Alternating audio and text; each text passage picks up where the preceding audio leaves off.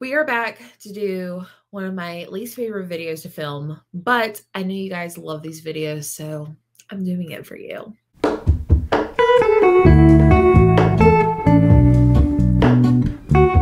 What is up, you guys? Welcome back to my channel. My name is Jessie, and today I am doing my spring reading wrap-up. Like I mentioned in the first part of the video, I actually don't like recording reading wrap-ups. I don't know why. It's just that one video that I just don't really like to spend a whole lot of time on. But at the beginning of the year, one of my goals was to do better at doing reading wrap-ups. So I did pretty well for the first 2 months, and then I kind of fell off the wagon a little bit. With that being said, I am going to do seasonal reading wrap-ups. So I feel like that would be more fun and just kind of see like an overall picture of what my reading was like for that month.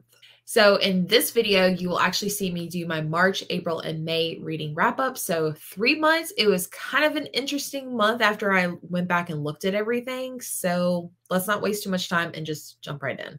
So I will be bouncing back and forth between my reading tracker spreadsheet and also Goodreads, so I can pull up the pictures of the books. So let's just go ahead and go over the general like stats of the season, and then I'll also catch you up on my yearly stats. So here is my little reading tracker. So it looks like for the month of March, April, and May, I actually read a total of 33 books. The number of pages is a little skewed, which I will get to in a little bit.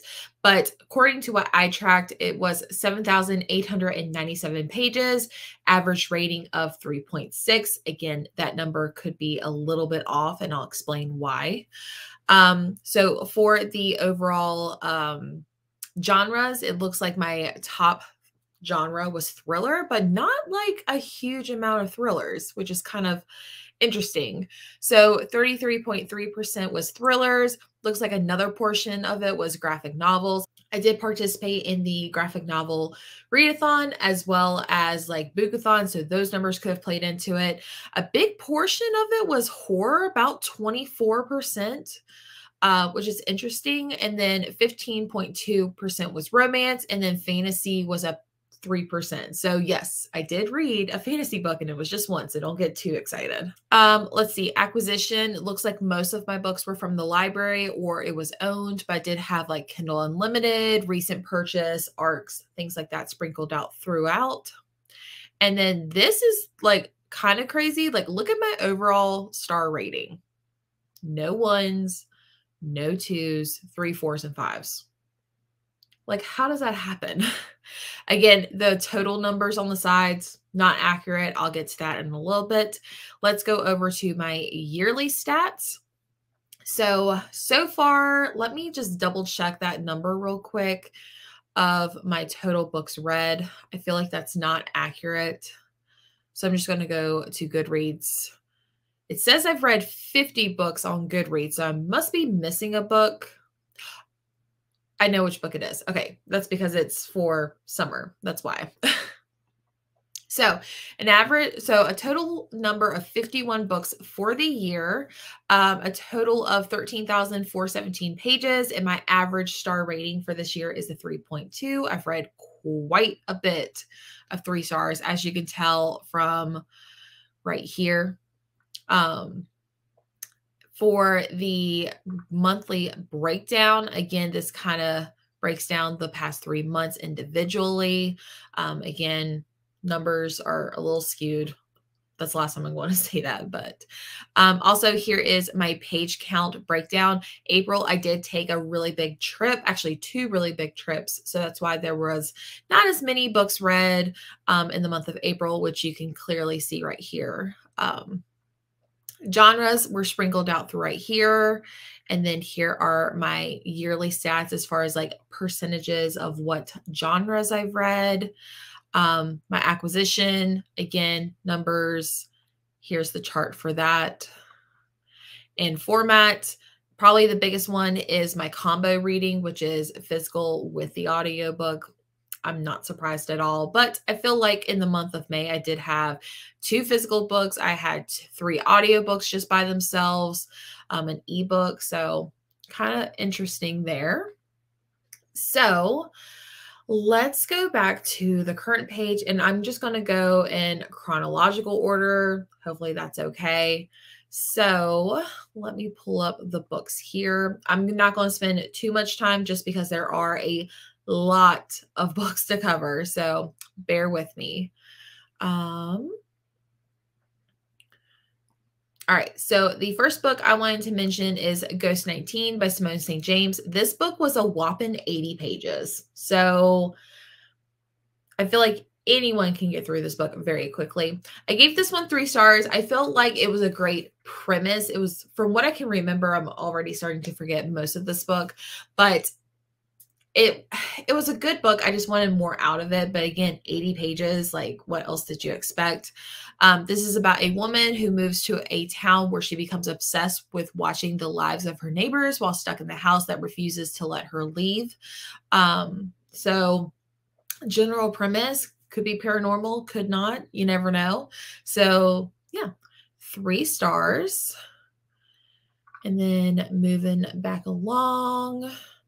I did participate in the Let's Get Graphic readathon. So the first one I read was Unfamiliar. I gave this one 4 stars. Again, I'm not like a huge graphic novel reader, but I do enjoy them when I do. Typically when there's like a graphic novel readathon or a readathon with a graphic novel prompt, that's usually when I will pick up a book. So I love it. It's just like, I'm very picky and I don't know, it's just me. But this one was so freaking cute. It's supposed to be the first one in a series. I absolutely loved it. If there's ever a graphic novel readathon, I will be picking this one up again. It was based on a webcomic, which I heard those are like harder to give like a full 5-star rating to. But I loved it. This is about a young kitchen witch, Planchette, I think is how you say her name. And she's moving into this new house. The house is haunted. So she kind of gets a few friends from this new town to kind of help her. It was really cute and wholesome. I recommend. Let's see. There we go. The next book I read was Lore Olympus, Volume 1. I did also read Volume 2, and I actually DNF'd Volume 2. This one was just not for me. I gave it 3 stars more generously because of the artwork. It's very beautiful. I really loved the artwork. However, I just hated kind of being thrown into the book and not knowing a lot about a Greek mythology. I felt like for Volume 1, it could have maybe explained who was who and whose relation was to who. It is kind of dark material, so I would look up trigger warnings. I believe there is like a whole page that explains that on the first page. But this is essentially the love story between Persephone and Hades. So if you like Greek mythology, I think you're going to love this, but I'm just not familiar, so that's why. The next one for the Let's Get Graphic readathon was Batter Royale, and I gave this one 5 stars. I absolutely loved it. I thought it was so freaking cute. It actually has like real recipes in there too as well. So this one is about 2 friends who work at a restaurant, and one of them is trying to save his family's business. One is trying to get into this really top cooking school. They're best friends, and they decide to go into this cooking competition together. There's a little bit of a romance between them. It's so freaking cute and wholesome. Highly, highly recommend.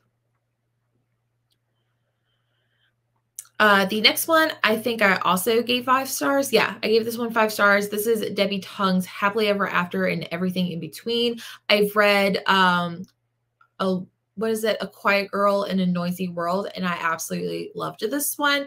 This one is very easy to read, quick to get through. This is just like very relatable, cozy content, like the ins and outs of marriage and like the problems and the highs and the lows of marriage. So if you want something that's relatable, easy to read, and also really cute, I would recommend this one. The next one I read was Cece's Journal, which I feel like everyone during the Let's Get Graphic readathon was reading this one. I gave this one 4 stars. I thought I'm actually kind of forgetting most of this one, but I know it's about a girl named Cece, and her dream is to be, you know, a writer. And so I think this is like volumes 1 and 2. Yeah, you can see right up here, 1 and 2. So that was a little bit of a curveball thrown at me, but I really enjoyed this one. I thought it was really cute, and I would continue if there was more. I think there is one more actually. The next one, I'm actually completely forgetting what this book was about.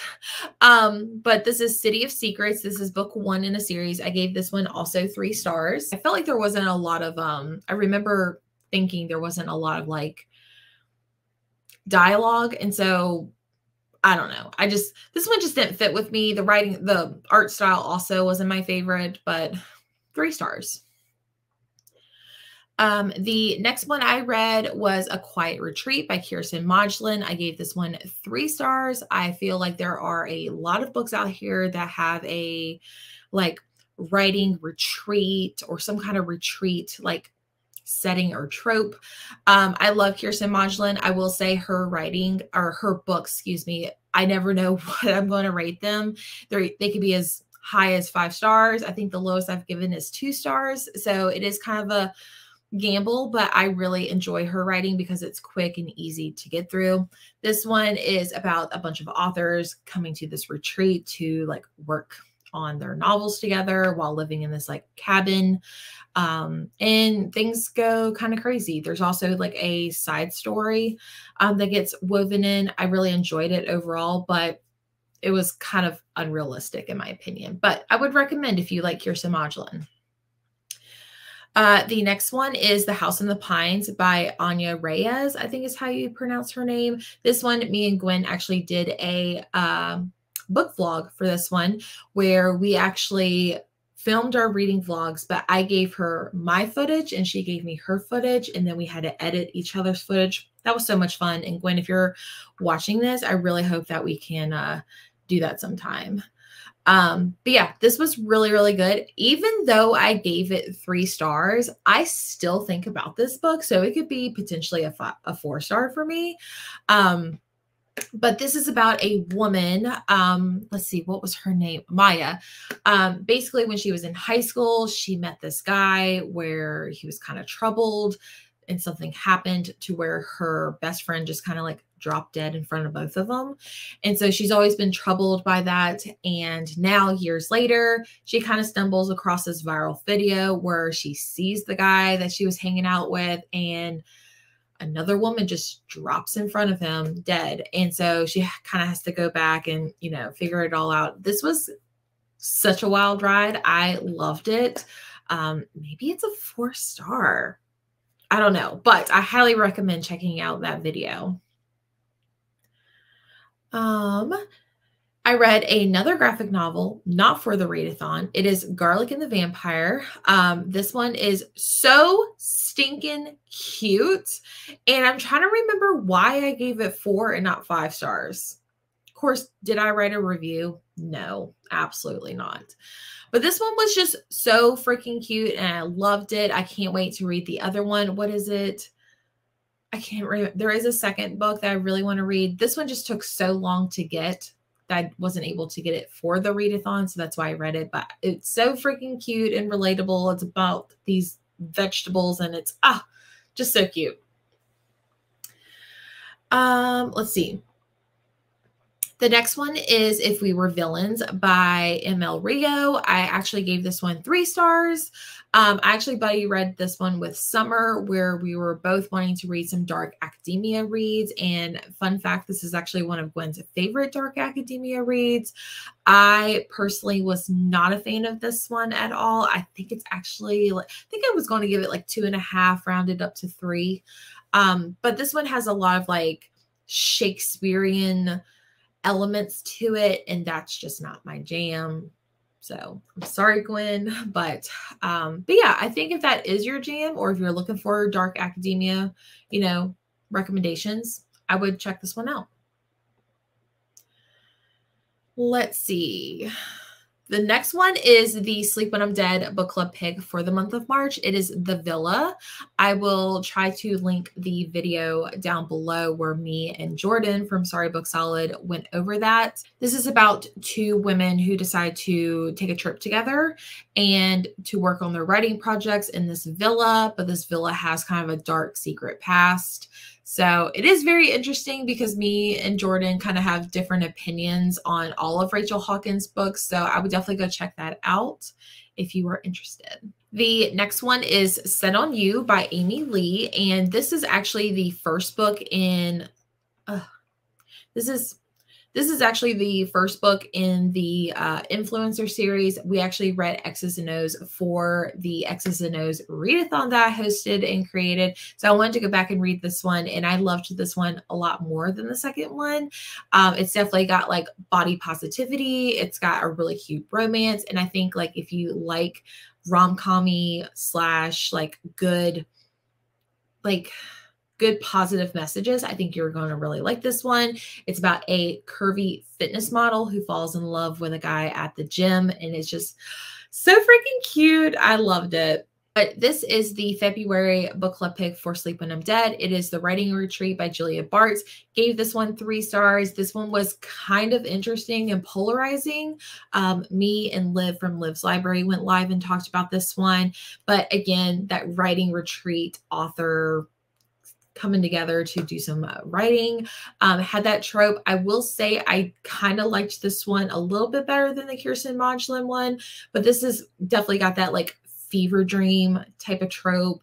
Could this place be haunted? Could it not? It's very interesting. I thought the ending was just a little way over the top, and I kind of felt like I was on a roller coaster. So all right, so the only like fantasy read I have here is The Invisible Life of Addie LaRue by V.E. Schwab. I was going to do a reading books outside my comfort zone. That vlog never saw the light of day. I'm so sorry. But I did read this one for that video, but this was the only one I read for the video, and I really enjoyed it. I gave it 4 stars. I feel like it's very long, but it kind of has to be in a way. This was also more character driven than plot driven. So yeah. And I feel like this wasn't like too heavily like doused in like, you know, the fantasy vibes. So yeah, I really enjoyed it. I think if you're interested, I would definitely check it out. The next one is another Kirsten Modulin book. This is The Family Secret. This one I gave, again, 3 stars. I feel like this one was probably the most forgettable that I've read by her. This one is about a couple who are like newly engaged, and something happens to where the guy's parents have, you know, passed away. So they have to go back to his home, which kind of has like this unsettling feeling.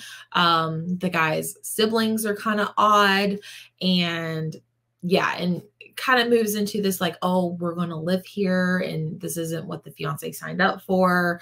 Also her friend comes, and that there's also something kind of weird. It's kind of woven weird, but like still good, but like also not my favorite. So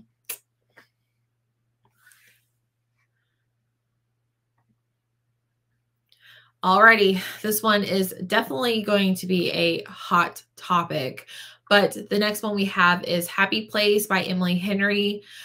Let me just tell you, this one and another book I had such high expectations for, but sadly, this one just really, really let me down. I recently did a video where the last like 3 reads were, you know, overhyped, and I was very let down. So I have more thoughts and feelings on that one. I guess for this one, I just put it high up on a pedestal, and so I was kind of very much let down for it. But yeah, I mean, I'm going to still pick up Emily Henry. I still gave this one 3 stars, but I just expected a lot more, unfortunately. All right, the next one I read is It's One of Us by J.T. Ellison. This one had a very unique premise. Again, another 3-star rating. This one has to do with a man and a woman who are trying to get pregnant, and literally, I mean, check the triggers, but literally the woman miscarries her baby. And that same day, the police knock on the door because the husband's son is out there being a serial killer. And so he's like, I don't have any children, yada, yada, yada. Turns out that he was actually donating sperm to a sperm bank. And so it is biologically his. So very interesting premise, but again, not not executed well, in my opinion. All right, so I'm not going to go over the next 6 books like one by one, but there was a Bookathon, which is a spooky middle grade created and hosted by my friend Keisha from A Book Like You. So to participate, I kind of wanted to go back and reread some Goosebump books. So I read One Day at Horrorland, the Werewolf of Fever Swamp. This one was actually my favorite. It was my favorite that I remembered from when I was a kid.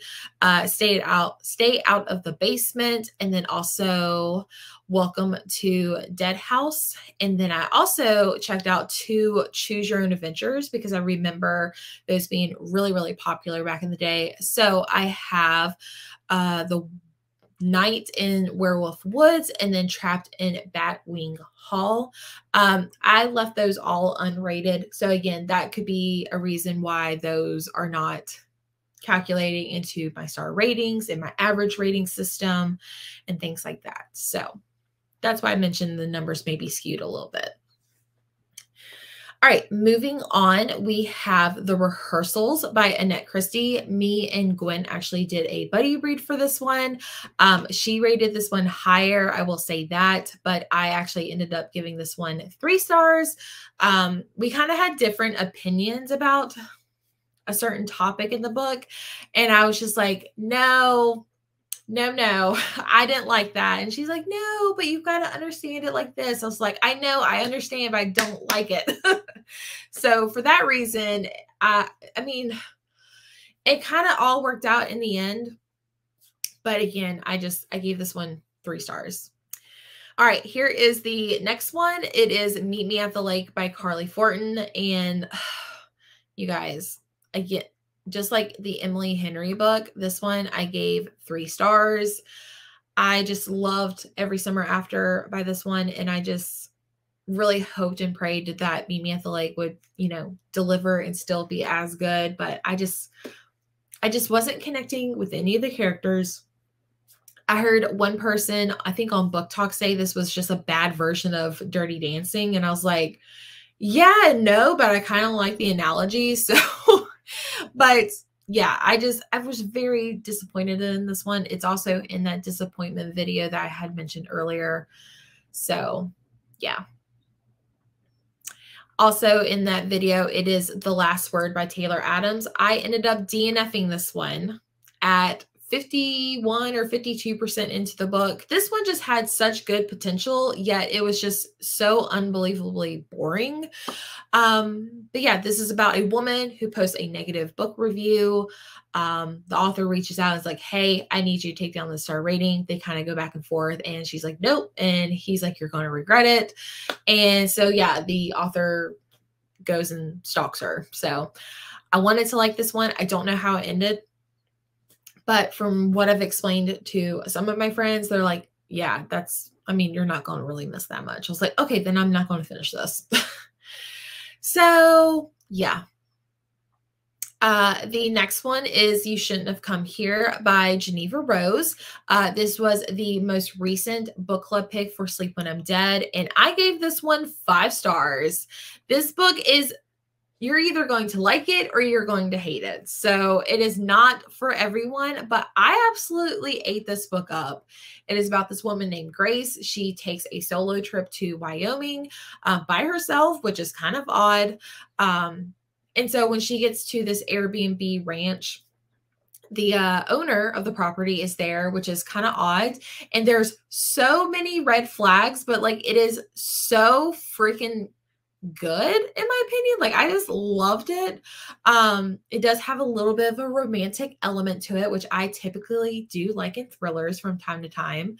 So yeah, again, I will leave the Sleep When I'm Dead live show information down below so you can check that one out. Me and Summer actually read this one and it was interesting is all I'm going to say. Let's see. The next one is Don't Go Down There by Kirsten Modglin. I loved this one. I gave it 5 stars. It was so good. It's super short. Like if you literally look right here, it's 169 pages. on the Kindle. I think it's like right at 200 if you get the physical book. This was so good. I loved every minute of it. It is about a married couple, and the wife gets home and she can't find her husband, and he's there. He kind of admits to something bad, and that something bad might be in the basement. So yeah. My friend Gwen actually did a whole podcast episode with the author, and she announced this book on her podcast. So I was like very much excited. I think this is my favorite Kirsten Modglin, like even over the Arrangement series. So I loved it so much. I sent it to Gwen. I was like, you have to read this. So yeah, loved this one. The next book is The Worst Best Man by Mia Sosa. And this one I read because I know my friend Elena really enjoyed this one. Let me get the title back up. She said this is like one of her hands down favorite romances. And so I was like very intrigued. I really enjoyed it as well. I gave it 4 stars. I wouldn't say it's my favorite personally, but I can see why she liked it. This one is about a woman who basically on her wedding day, her fiance just basically bails.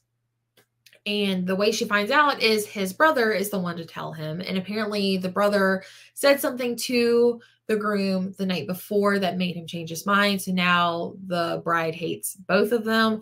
Now, years later, she actually has to work with that brother on a potential like big job opportunity for weddings. And yeah, it's a romance between them. I really enjoyed it.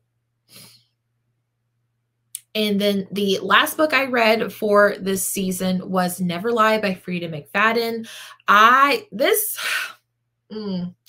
This book, I ended up giving this one 3 stars because it was kind of one of those things I was like, okay, is anything going to happen? Like I wanted something to happen. It had all the aspects. It had the husband who I was like, red flags. It had the creepy setting. It had, is there someone in the house type of thing. I really liked like the buildup. I was just like, okay, I need something to happen. And it finally did happen. And I really, really enjoyed it. However, I felt like the part where things were happening just kind of kept going and going, but like not in a good positive way. So yeah, so overall, I'll give it 3 stars. This one is about a married couple who are supposed to be looking at a house to potentially buy. The weather's really bad and they end up getting snowed in. And apparently the house was owned by this very well-known published psychologist who went missing, and also people thought she got murdered. So it definitely has this creepy setting, but the wife ends up finding the recording, like the tape recordings of her patients. So it's very interesting. I would recommend, for the most part, just know it's not going to be like a 5-star. So all right, guys, those are all the books I read for the past 3 months. Thank you so much for being here. If you liked the seasonal reading wrap-ups, let me know, or let me know if you prefer monthly wrap-ups so I can see if I can do better at that. If you've made it this far, let's put a emoji. Let's do an orange heart emoji. So leave that down below in the comments if you made it this far. Subscribe, give this video a thumbs up. It supports my channel, and I will see you guys all in the next one. Bye.